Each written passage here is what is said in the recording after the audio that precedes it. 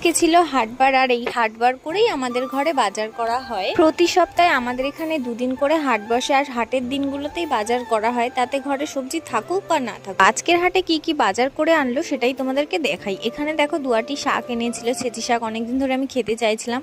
আর আমরা নিয়ে এসেছি এখানে বেগুন। বাজার অবশ্য আমাদের ঘরে ছিল, অল্প করেই টুকটাক যেগুলো লাগবে সেগুলোই নিয়ে এসেছে। তাছাড়া আমি কদিন থাকবো না বাড়িতে, ও একাই থাকবে, তাই অল্প পরিমাণে বাজারটা নিয়ে এসেছে। আর আমাদের দুজনে সেরকম খুব একটা বাজার লাগেও না।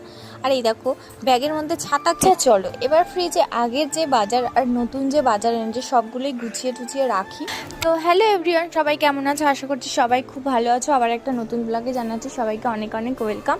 আর আমার ভিডিও কেমন লাগছে অবশ্যই কিন্তু কমেন্ট করে জানাতে ভুলো না। তো চলো, এখানে বাজারে মাছও নিয়ে এসেছিলো, আর সেটা নিয়ে এসেছিলো লোটে মাছ। এই লোটে মাছটা খেতে আমি আর আমার বর দুজনেই খুব খুব ভালোবাসি। কারা কারা লোটে মাছ খেতে ভালোবাসো কমেন্ট বক্সে জানি।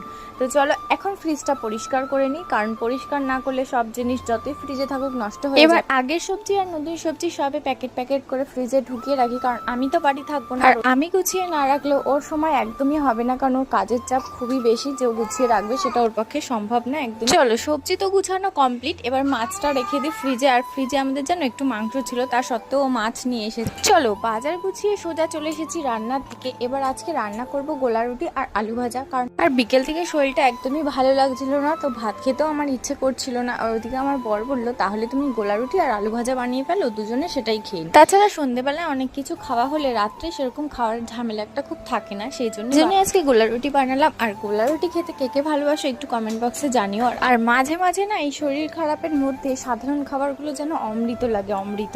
তো গাইজ ভিডিও ভালো লাগলে লাইক কমেন্ট করে দিও। তো আজকের মতো